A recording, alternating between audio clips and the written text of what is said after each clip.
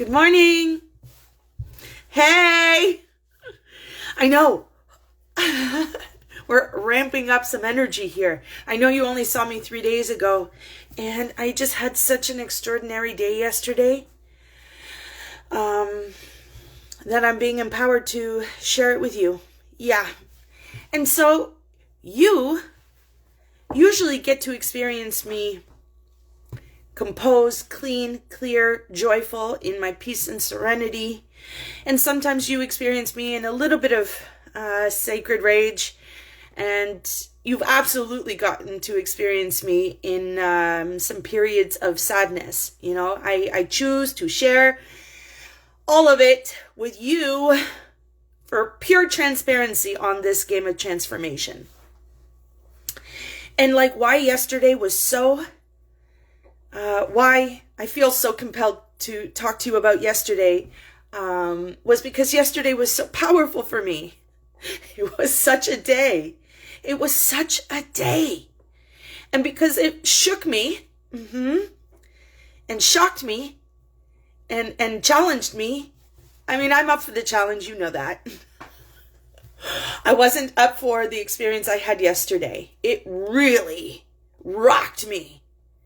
And it's less so about what brought on this day, and it's more so about how I handled this day, right? Because I could feel my blood boiling. I could feel my heart rate up.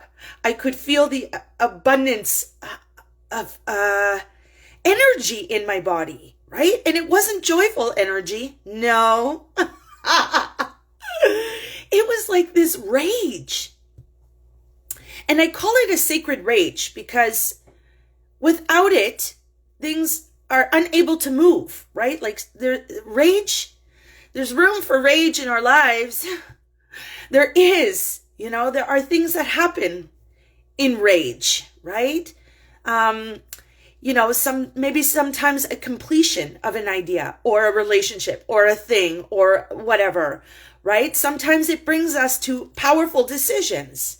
What not to do, who not to hang out with, where not to go, what not to do, right? So there's room for rage. Mine didn't show me any of that yesterday. No. I think mine was more about fine-tuning some parts of me and maybe taking me out of decisions that I was about to make that were not going to serve me. And so the sacred rage interrupted me in process. That's what I want to share with you today. So first things first, there's room for sacred rage. There's room for rage in our lives. It's how do you handle it?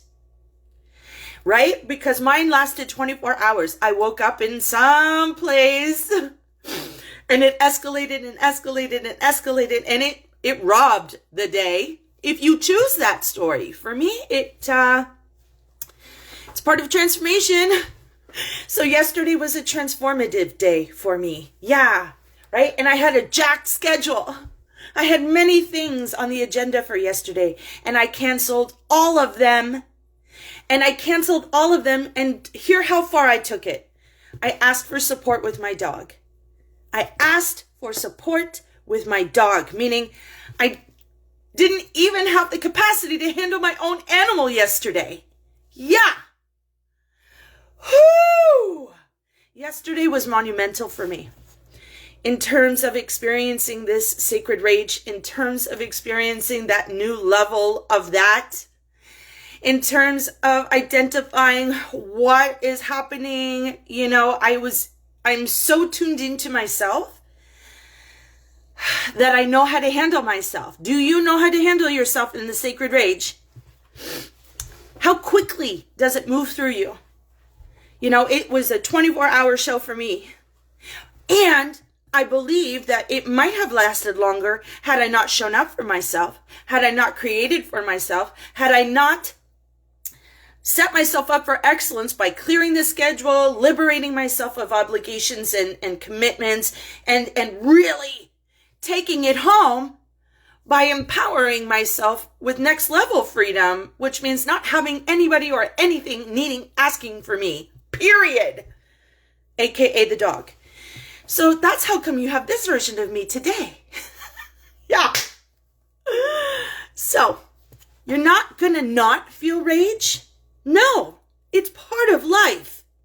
You're not going to not be explosive in the rage. That's part of the rage. Things are happening inside of your body in the rage, right? It's how do you show up for the rage? What do you make it mean, right?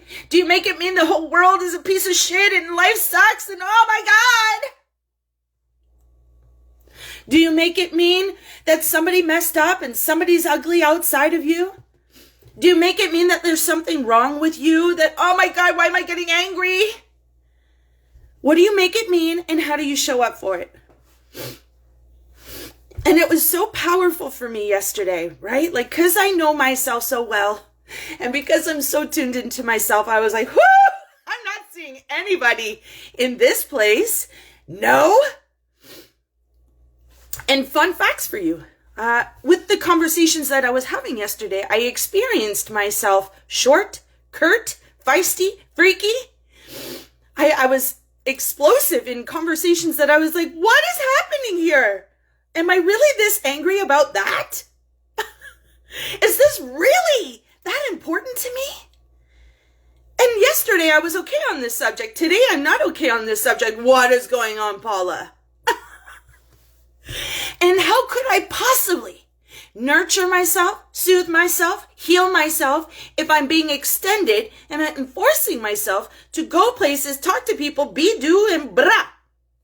That is epically unloving to demand things of myself while I'm in a precarious environment, inside and out.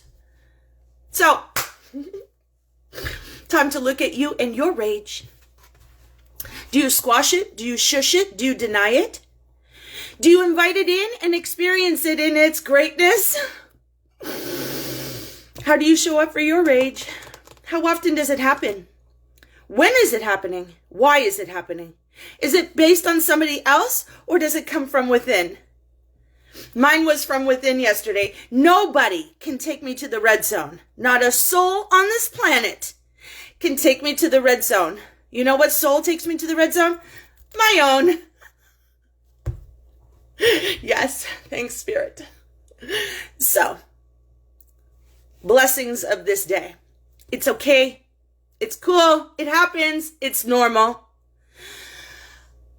What's your relationship with it? Do you shun it? Do you embrace it? Do you bring it in? Are you grateful? Do you heal? Do you manage? Solutions. How do you show up for yourself? What measures are you taking? What are you creating for yourself? Space, time, peace in the sacred rage? Or are you maxing yourself out and totally hemorrhaging your energy by showing up inauthentically for others? That's what I got for you today. Ow! I feel like $1,000,000 now. So I'm going to go shine bright. I love you.